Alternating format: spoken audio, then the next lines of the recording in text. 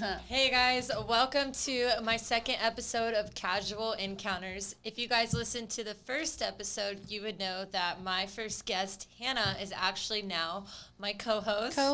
Let's go. So it's now Jordan, Hanna, and Hanna show. Yeah, so she actually, her name is Hanna Fentress, but she goes by Hanna, and then she knocked the H off of her name, so it's even spelled the same as mine. Yeah, so it's for my music, pretty much. Yeah. But yeah. That's pretty cool. Technically, we could be like Jordan Hanna. It literally looks like... The Jordan Hanna show would still be Jordan and Hanna, but we're still going to call it Casual Encounters. Yeah. Anyways, it's been quite a while since we filmed our last episode, and there's two reasonings for that. The first reasoning was because I had the coronavirus, and it was not very fun. And she's healthy and safe, so that's all that matters. We're good now, thank goodness. And the second reasoning is because we would love to film an episode every week, but unfortunately, the way our budget works is we're going to have to do every 2 to 3 weeks. Takes money. It takes money to rent this studio out. And so until we get our own equipment or a sponsor, we are just planning on doing it every 2 to 3 weeks. So, yeah. Yeah, well, I'm excited to be a co-host here. I love Jordan's standpoint on things, and I'm really excited to introduce Marshall. He is a gay conservative chiropractor.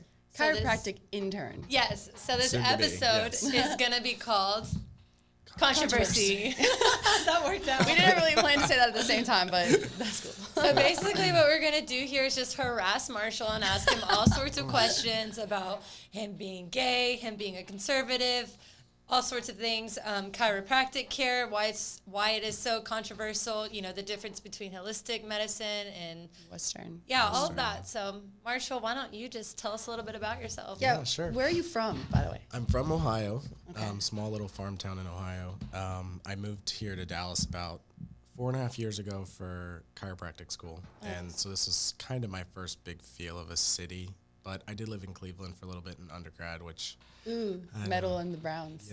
Yeah, a little bit different. But so I started chiropractic school down here in Dallas, and I graduate in April, and I will be going up to Tulsa and starting my chiropractic career, I guess. Yeah. Okay. Is that like what you've been wanting to do, your passion, I would say? Oh, chiropractic? Yeah, I knew I wanted to be helping people in some way. I'm kind of that, like, I just want to help people kind of thing. And I wanted to be a vet, and I realized animals can't talk to you. I don't want to deal with that. So about senior year of undergrad, I was like, I'm going to be a chiropractor. I think this is my calling. I love sports. I was a student athlete in college, and what did you play? I was a volleyball player in college. Believe it or not. What? Believe it or not. What? You never told me this. What position? What position? Middle hitter. No, I'm kidding. I was libero. I was too. I was a libero? libero because, I was a little shorty. Yeah, I was the only one like under like 6'2" on my team. They're giants. Wait, you play? Normally shorter people can jump higher. Not me. Really? I stayed very close to the ground. Okay. So wait, don't you play volleyball? Yeah, you said you did. Okay. Whoa. Okay, hold on.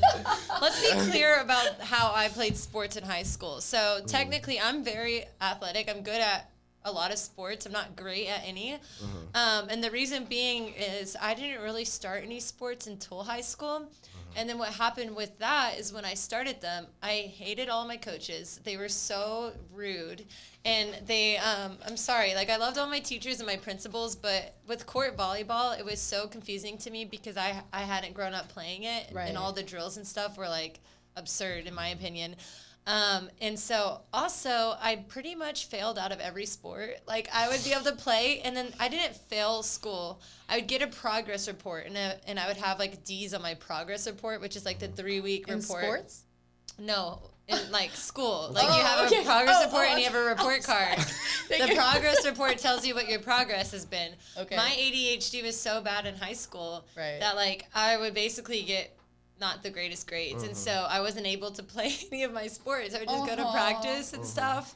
It was really hard on me. Anyways, I feel that. Yeah, so I didn't play volleyball. What happened was I graduated high school early and I started playing sand volleyball over in Austin Ranch.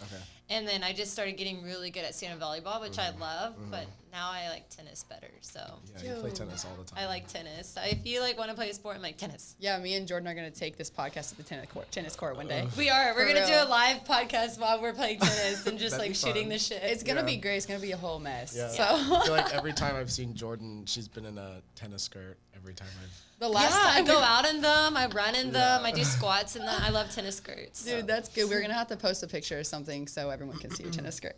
Okay. 'Cause it's cute on her. all over her Instagram. Oh, but yeah, just look at my Instagram. You brought so you did volleyball, and that's I would say I didn't want to get all distracted on that, sorry, but we just got hype on it. So you're in school, and you said you always had a passion of helping people. Yeah, Clearly, you're not Dr. Doolittle, so you don't want to talk to animals. Yeah, I was like, not vet school. So I chose chiropractic, and I've always known about chiropractic growing up, being in sports and things, and I was like, I look up to the chiropractors that I had work on me as an athlete, so I'm like, I want that. I want that to be me to another athlete growing up. I want to go into sports, but we'll see where that goes.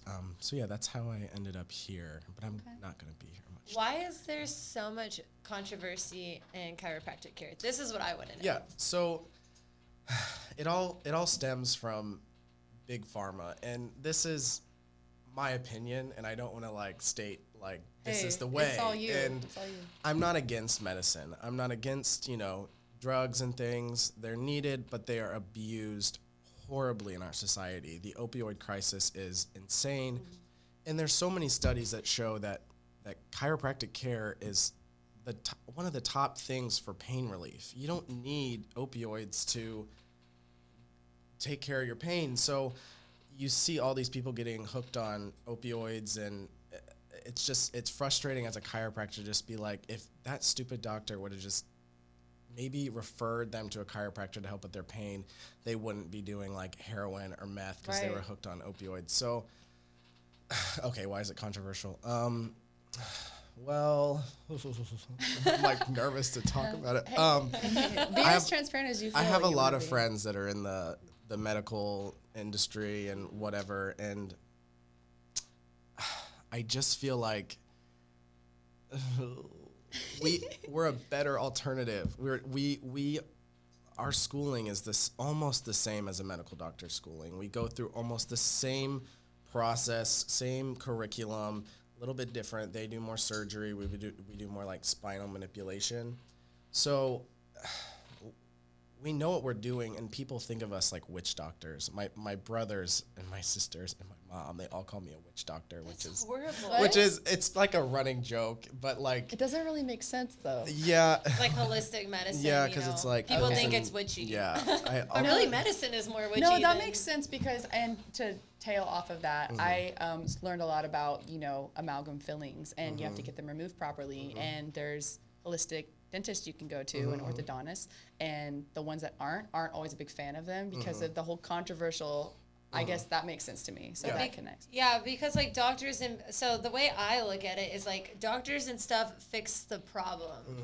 Whereas like, you go into the doctor and you feel like horrible and you don't know what caused it, but they prescribe you the medicine to fix the problem. the symptoms. Yeah, they fix the symptoms. Whereas like the holistic approach in general is like saying, if you take care of your body, if you eat right, if you see the chiropractor frequently, if you do breathing methods and meditate and you're stress-free and you have positive thoughts, then you're never going to get sick to begin with because you're taking care of your body. That's a good point that I should have brought up originally, that chiropractors, what we learned throughout school is we don't fix what the patient is coming in for of just pain. We try and figure out where is that pain coming from. The biopsychosocial construct, it's like biology, social, and psychology. So it can be from your brain, it can be from outside sources, it can be from actually something within you that's causing whatever issue. And we try and, get to the origin of the problem, whereas medical doctors, you're just a patient. Like, oh, you have ear pain, here's some medicine. Could it be your TMJ that's causing that? What is it because, the pools you're getting into? Like, they don't care to go further. I don't want to blanket all these doctors, but they don't care to like really go deep in and try and figure out where is this actually coming from. Right. So technically, they are blanketing the symptom and not getting to the root of the source. Yeah. So it's really just maintaining the problem as opposed to solving it. And I'm not gonna say all doctors are like that. Right. I don't want to say that, but big pharma is. I don't think anyone's really like on board with big pharma. Really? Do you guys? No, I don't take medication. I don't like, take when I had corona, like I wouldn't even take ibuprofen, Advil, like I just took, zinc, vitamin C. Yeah, we were talking about herbs. Even herbs. Yeah. I take a lot of herbs, drink some hot tea. I would like literally get hot water, steam it, put like a little vapes thing in it, and then just breathe that in to like help me breathe better. Yeah. And just all sorts of ice baths I did. I just feel like the majority of the population agrees that big pharma doesn't have our best interest at heart, and they're supposed to. They're literally giving us medication to save our lives, but they're just for money. There's just so much money on the table. And chiropractors our research is so underfunded compared to, a research on a drug.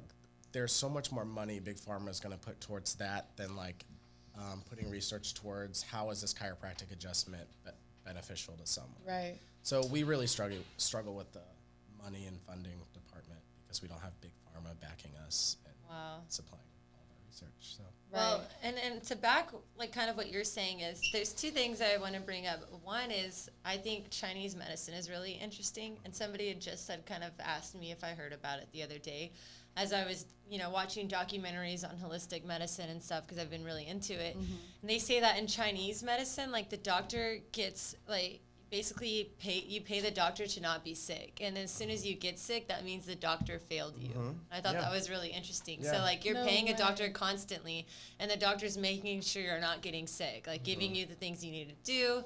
And then if you get sick, basically the doctor's fired. So you're like your doctor's like on retainer. Yeah. So it's like, what if you get a common cold though? Like, is he fired? Off with you. And the second thing is what was I gonna say? I don't know. What were we talking about? Chinese medicine. Chinese medicine. Yeah, we were just talking about big pharma, and then you brought up Chinese medicine and how there was some. Oh, a chiropractor. So one time I started seeing this chiropractor who was great. His name's Dr. Currington, and he helped because I had that like where I bend my neck down and I started getting like a little hunch and my posture was kind of off. Humpback. Yeah, humpback. So he helped fix that, which is great.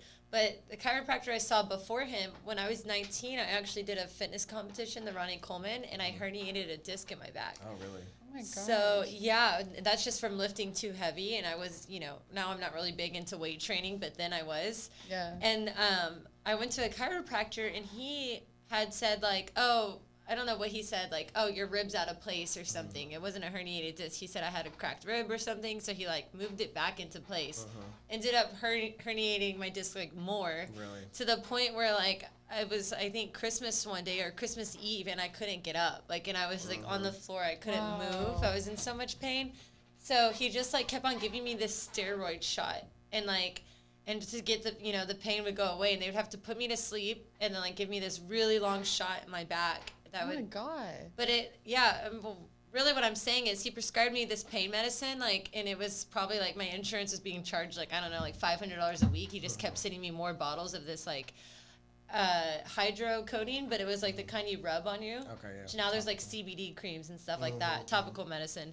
And, I started to realize that he was never fixing the problem. He was just masking it. He was just blanketing it. Yeah. And that was a chiropractor, right? That was a chiropractor. That was the only time that's happened with a chiropractor. And I thought maybe that's why there's controversy, because they keep on telling you to come back. There's a lot of chiropractors that I just look at and I just roll my eyes. There are people in my clinic that we're all about to graduate that I'm just like, we're giving degrees to people to take.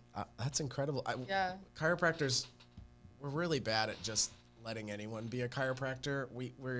Our schooling's tough, but I don't want to bash my school. But for example, the chiropractor that you were talking about, him saying, "Oh, you have a rib out of place. It's just a rib out of place. Got to put it back together." There's no such thing as a rib being out of place. If a chiropractor is telling you your rib is out, your rib is not actually out of place. It's something made up that I don't know where it started from, but the biomechanics of your ribs, they're literally connected front to back. They can't pop out of place. Like, that's not real unless you have an actual, like, broken rib or something. And it's an easy thing that really crappy chiropractors just like to say to, like, just, oh, pop back in, now you feel better. And sometimes it does make you feel better. Sometimes that adjustment does work, or sometimes it herniates your disc more. Sometimes, exactly. You're using drugs on yourself so you can feel better. So, yeah, that's how... I was rescued by a chiropractor, and I mean that in the best way possible. I was hit by the trolley off McKinney at a red light. Like, stop. At the red light. How? Wait, first, before you get into it, tell us how this happened. Okay, I know. Were you texting and walking? No, I wasn't out of my car. I wasn't out of my car. Oh my Cannot gosh. talk. So I was at a red light, and just like you would be, like, I feel like the only times my car has gotten hit is when I am not in it, or it's been standstill. And that's what's so crazy to me. I was at this red light, sitting there, about to go to this meeting. Like, I had one, like, corner to turn.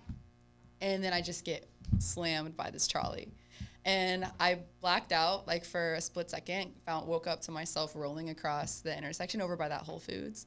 And, I was, like, my whole neck, like, everything from here, I still kind of deal with problems sometimes. Jeez, you've been attacked by a dog. You've been hit by a trolley. Let me tell you, God is real. Angels protect me because I'm still alive. And so... You have 9 lives, actually. I'm a cat. 7 more to go. Wait. Yeah, 7 more to go. Yeah, keep counting because I'm going to be careful.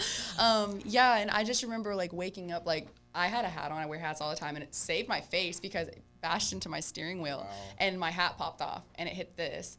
And so, face wasn't busted, but my neck felt like somebody just ripped it to shreds. And there's an amazing, I forget his name, but he's in the South Lake area, and they paid for my chiropractic needs. So I went there for a while, and, I'm back to normal pretty much. I still deal with some things, but if it wasn't for a chiropractor, I don't know what I would have done. We're really awesome. Like, I love my profession. I love what I'm into. I guess I could say the story that I kind of got introduced to chiropractic. So when I was I was probably like 5 years old, and my mom has told me the story, so it's not, I don't have recollection of it, but I was having really bad bowel issues. I couldn't pass my stool, and I was just constipated, and it got so bad that, like, my mom took me to the doctor, and he was a DO, osteopath, and he prescribed my mom just, I think it was prune juice or some kind of laxative just to break it up. That's what you would do. And I took it, and later on that day, Mom said I was in the restroom, like, in excruciating pain, screaming. My mom thought that I was, like, gonna die. I was, like, in so much pain, and so she called the doctor back, like, it's worse, and he could hear me screaming through the phone, and he's like, get him to the hospital. We're prepping him for surgery. We need to go in and, like, have surgery to get all this stuff out, and because he might have a ruptured bowel. So my mom's freaking out. She's like, oh my gosh, my 5-year-old's about to go into surgery. And so my mom called a family friend, and she's like, because I have 5 brothers and sisters, and, like, can you watch the kids while I take Marshall to go to the hospital? And she's like, well, what's going on? And got the story, and her husband's a chiropractor. And she's like, let Scott see Marshall. Just bring him in really quick before you go. Just let him see him, and just don't ask questions. So Mom brought me to his office really quick, and what he did, don't know, not sure the adjustment he did, but he just, I assume it was some kind of pelvic adjustment, and I went to the restroom and just shit it all out. And no way. My mom said I walked out completely fine. She said when I was going through it, I lost all the color in my skin, and she said, well, I walked out of that restroom, and I looked just like nothing ever happened. And I didn't have to go to surgery, and it pretty much saved me from a really scary surgery. What the heck? That's crazy. So you said that, I remember talking about this with you. You're one of 6. I'm one of 6. And there's 3 boys, 3 girls? 3 boys, 3 girls. Because I'm one of 6, 3 boys, 3 girls. And you fall where? I call myself the first middle because there's technically 2. You're second. So I'm the 3rd. Okay, I'm second. Okay, so one thing I was going to ask, do you feel like that kind of plays into your need and love to help people? Oh, 100%. I am huge.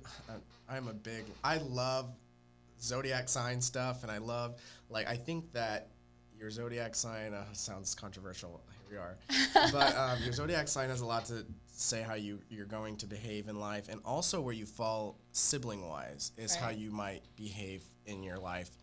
Ain't that the truth? Yeah, being the second oldest, I've always felt like I was taking care of my brothers and sisters, and my older brother, he's probably gonna watch this. You're great, but I always have been the older one. I've always been the older brother, and after my dad died when I was 14, and my mom was just going through a lot, and we kind of lost our mother at one point, and I felt like I was taking care of them and like taking care of my brother, and because he lost his dad and he was super close to my dad, and I feel like that definitely plays a role in how you behave, where you fall. You have three sisters. I have 2 sisters and an older brother, but we have a very interesting family dynamic. We all have the same mom and different dads, and so my stepdad, who actually raised me since I was 1, or did, it was my sister's real dad, but it's all, crazy. Yeah. But we love each other. We all grew up in the same household. We're brother and sisters. We're all super close. You don't even consider them like if people say half, I'm like, but Jordan's also like that personality type, and tell me if I'm wrong, where I feel like you are so like giving, and you're here to like help everyone get what they deserve out of life, and I feel like that comes from your sisterhood, like with your family. I think that has a lot to do with that, and I think it has a lot to do with like just like the lack of love I think I felt from certain people in my life, and that made me want to give that love to somebody else that I was missing out on. It really amazes me, like when I meet people with character like yours, and I know we haven't known each other for very long, but I already know this man's boyfriend, like it says it all, just the type of person that he attracts. And then Jordan and me and our relationship building so quickly. They really are like leaders, and they love pulling people together and bringing the best out in them. And I can attest for like it being felt over here, but also me coming from a big family. I know a lot of the reason I have passion to speak to the youth is because I have so many siblings, and like seeing my younger sister, seeing my younger brothers, I want them to have, to look up to something and know that they can do whatever they want and see their sister do it. And I just feel like that comes from having a big family. So. And I know that we don't have a ton of time, but I really want to get into, speaking of family and whatnot, is you being gay. Because right now I have so many gay friends, and I have not been able, and me and Marshall and Hannah got really comfortable asking him uncomfortable questions that we were very curious about. And I think it's cool to share it with. I mean, tell us about your story on how you came out and how that affected you. What age were you when you came out, and what age were you when you knew you were gay? So I get that question a lot, like, when did you know you were gay? And if someone poses that question to me, I would pose the question back, when did you know you were straight? Dang. Yeah, like my whole life. I was like 5 years old when I had a crush on a guy. Exactly. So. Like I never was like, oh yeah, I'm gay. It was just always just a thing. I just always knew. When I came out of the closet, I was 19 and didn't mean to. It was an accident. We don't have to go into the entire story, but it wasn't a pleasant coming out story. I come from a very conservative family. It was after my father passed away, so my mom felt like she needed to kind of take the fatherly role and make sure that Dad's voice was still in it. And it was like, we're not supporting this, we're not accepting this, sorry, goodbye, kind of thing. That's so horrible. And it was hard. It was hard because I grew up very Christian and believing that what was in me was wrong. I always thought that what I was experiencing, what I was feeling was sinful, and that I would burn in hell. But we all sin. That's the thing. So it's like, oh, you can't say, oh, I'm Christian, and my son can't be gay. Well, you're Christian, and you sin every day in other ways, Exactly. And so I just talked to my mom last night about this, and she said something to me that really, I didn't know that she felt this way. She said, I've always known you were gay. She's like, I've always known that since you were a little kid. And she's like, what really changed my mind was, I wrote it down just so I didn't screw it up. What really changed my mom's mind was when I told her, I said, I've prayed and prayed for this to go away since I was a kid, and it never went away. And if I had the option to be straight, I would have taken that immediately. If that was an option for me, why would I choose to be ostracized or treated in a bad way? I wish I could be straight and just have kids and it'd be easy, but it's not my reality, and I tried to change it, And it just you can co-parent with the straight person. I told myself if I'm not married by 35, I'm going to get a beautiful gay man, and we're gonna have a baby together, and we're gonna co-parent. Yeah, I mean, or I'm gonna adopt. Like, but either way, it's an option. Yeah, I'm just saying. Colt and I, my boyfriend, we can't wait to have kids. It's a big part of like what we want, and I just want kids so bad. Aww. And his boyfriend Colton is so hot, by the way. No, he so literally is like they're Barbie both and Ken, so cute. But it's like Ken and Ken. Oh, well, I thought Colton, because he had blonde hair, it was Barbie. Which I actually asked Marshall, because when I see a bunch of, okay, I'm gonna say this for lesbians. When I see lesbians, you always see like one who is more like masculine. Butch. Yeah, more butch. Feminine. I don't want to say the wrong thing. Butch is okay. You can say butch. Butch. And then there's one that's more feminine. And I've, seen this from afar. I'm like, I wonder why you never see like two masculines and two feminines together. It's always one or the other. And I think I asked Marshall, I said, so how does that work? And he said, first of all, gay people do not like being asked that question. Gay men especially. So, and why is that? So gay men... I'm like, who's the girl, who's the guy? He's like, shut the front door right now. I'm like, zipped. Yeah, I was with my boyfriend, and I think it was you that asked that. Like, well, who's the boy? Who's the girl? And that is the most, like, cringy thing for a gay person to hear, because it's like, we're both men. Like, none of us, there might be in a gay relationship, a more feminine gay person and a more masculine. They might be both more feminine acting, but we're both men. We don't, and to call us women, it's almost like it kind of demeans us a little bit, and we know that it comes out of ignorance when people ask us that. So it's not like screw you, like. But yeah, I like to educate my straight friends, just like let's not say that. Well, it's like I was talking to, and tell me if I'm wrong or if you've ever wanted this question asked. I guess it's pretty simple, but I was talking to another gay friend of mine, and I just had so many questions for him, and I was kind of thinking about it based off of even our future conversation we were gonna have, but not just like, when did you know you were gay? How did you know? Is it hard to find other people that, like, how do you know if someone else is gay? And then Grindr. I asked him, I was like, what's a question that you would like to be asked that most people don't ask you? And his response, well, I want to ask that. Okay. But his friend responded for him, and he said, ask about, is it hard to find love? Because so many people ask about what it's like to be gay and like date gay people, but I feel like it'd be so hard to find love. Genuine love. It's hard finding love when you're straight. Yeah. And there's not enough, like, for me as a girl, like, I look around, I'm like, I don't ever see any, like, lesbians. Like, they don't make it known, So it's like, what if you were lesbian? Like, how do you find love? Yeah. How do you find love as a gay person? I know that was like two questions kind of, but you know what I mean. How do you find love? It's hard in the gay community. You find a lot of short-term love, because we all know the male brain is constantly thinking about sex. We're sexual people.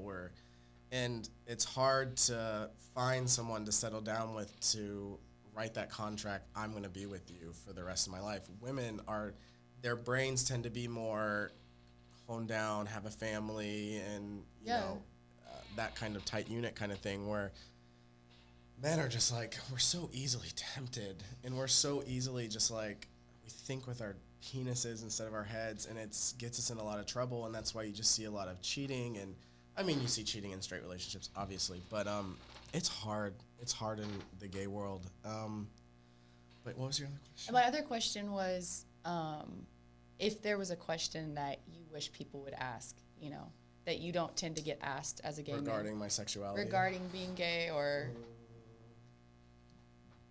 I think maybe something about family, like,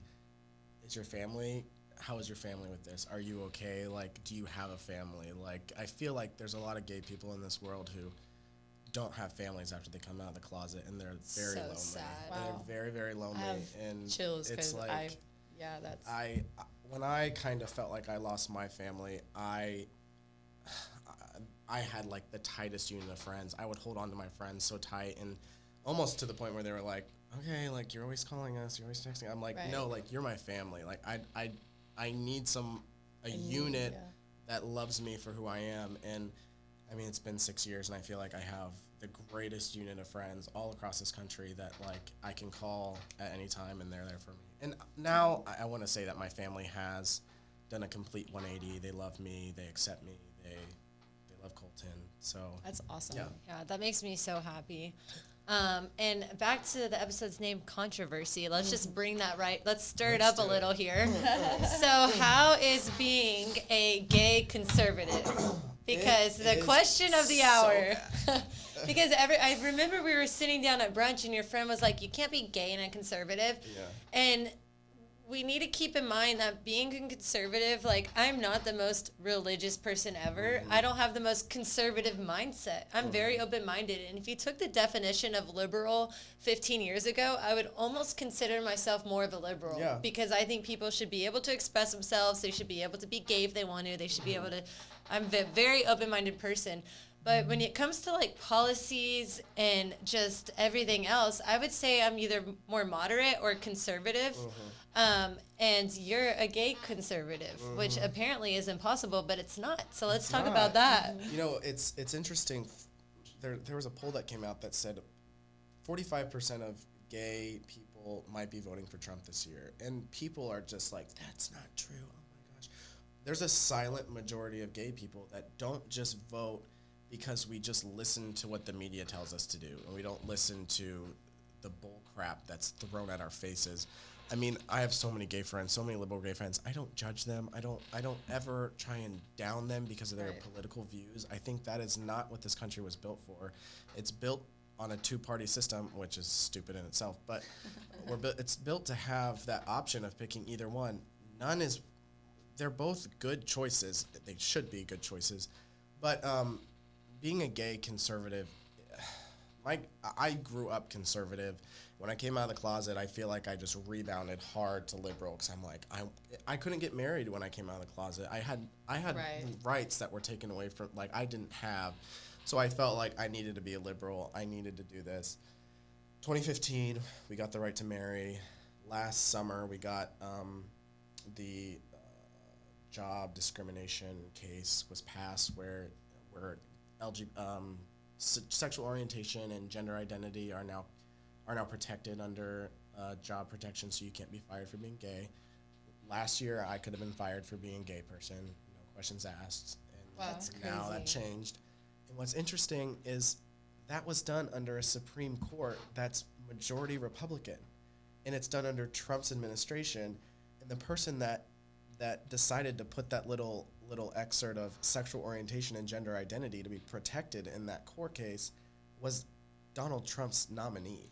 So there's arguments about Donald Trump is appointing judges that are going to take away our rights, and it's like, that's so dumb. It takes so much to take away an amendment of the Constitution, and to think that Trump's had 4 years of a majority Supreme Court, and the Senate's Republican, he's Republican.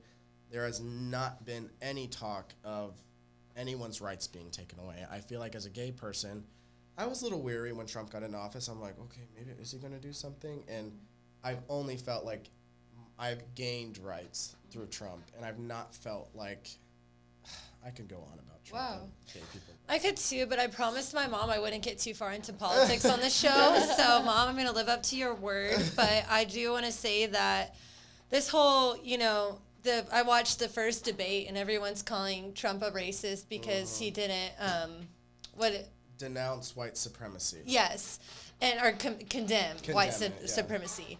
And literally, if you look at, I just want to encourage everyone to look at the dialogue of the debate. And literally, word for word, you will see him condemning white supremacy, which he also did back in 2017. He's done it like 30 times. So this whole, there is, a racial problem going on in America, and it's, very sad, and there does need to be things that are changed. I think that cops need better training, and which would actually take more money, but I think that there's a huge problem with, and I don't know what it's like to experience that, but I do think that it's wrong to say someone's racist when they're clearly not.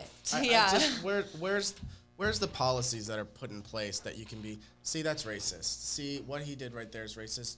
They like to go off as rhetoric, and I'm not someone who's super fond of Trump's rhetoric. I think it's very divisive. I think he says some things that I'm like, why did you He's say not the that? best You're so leader, dumb. like, when it comes to, Yeah. like, you know, as a leader, you're supposed to carry yourself a certain way, and he's Right. embarrassing sometimes. Yes. And I'm like, can you please delete your Twitter? Like, Yes. like And, like, 100% of the time. And there's some things that he says that are just, like, not cool, but it's like, you know, I have a ton of black friends who support Trump, and I know a ton of black Republicans, and just to say that if you're a certain color, you have to be Democrat, Yeah, it's so or you have to crazy. be Republican, that just needs to stop, and you need to look Yeah. at the policies and the facts and see which policies you agree with and what you don't. And I definitely, to side note on that, just do your research, like your actual research, not your friends' research and the conversation that y'all had, not what social media reposted. I think we really need to dive into the things that have been kind of tucked away that aren't as exposed. Yeah. It's the stuff that you just stated, you Yeah. know, that I had no idea, you know. Yeah, Like, I get on my Instagram. I have so many gay friends that are like, a vote for Donald Trump is a vote against being gay or the gay population community. It's just these talking points. It's like, just because are he's you Republican, looking? though. And I'm just gonna state a few things. Trump is the first president to come into office to support LGBT. At the RNC convention, when he was announced the primary winner for the Republican Party, he said at the RNC convention, I am supporting LGBT people, and the whole crowd stood up. No one talks about that. He held a rainbow flag. He has, in 2001, he said in an article interview that he supports gay marriage. It's like, this man has a track record of pro-LGBT, and if you look at the opposite, Joe Biden has a horrible history with LGBT people. He signed on for Don't Ask, Don't Tell, which was horrible.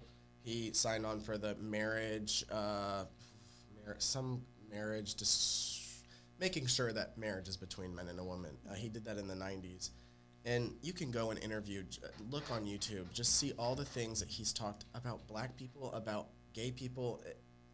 The contrast, it's like, how do people not just look at just look? Well, because the media is 90% against Trump, and so the problem with media is they're very biased opinions. Of course, and yeah. they're gonna bring up these like things that Trump says that makes him look so bad. I do think that Trump needs to be a little more empathetic towards Yes. people of color. I think he needs to be more empathetic towards the coronavirus pandemic.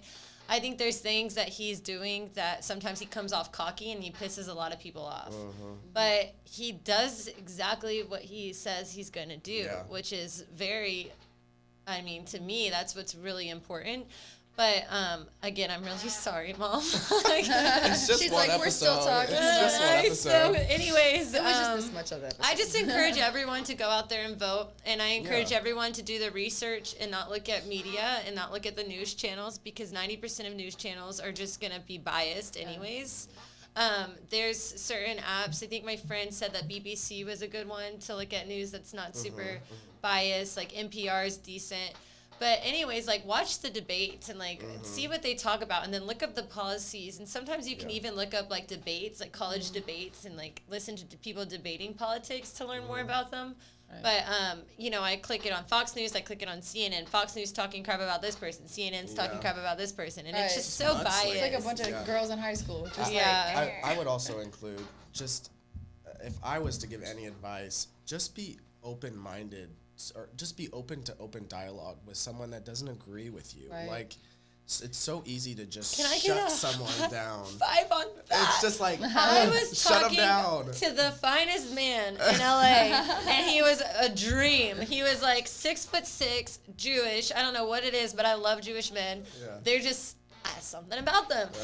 Gorgeous. Served, like, we just hit it off so well. He was like so down to earth, and then he like posted something with politics that really made me mad, because he said something about anti-maskers and Trump supporters, and all I said was not all anti-maskers are Trump supporters. There are plenty of anti-maskers who are Biden supporters. Yeah. And he basically was like, acted like a psychopath about me saying that. And when I say a psychopath, like I thought this man was gonna fly to Texas and like shoot me down.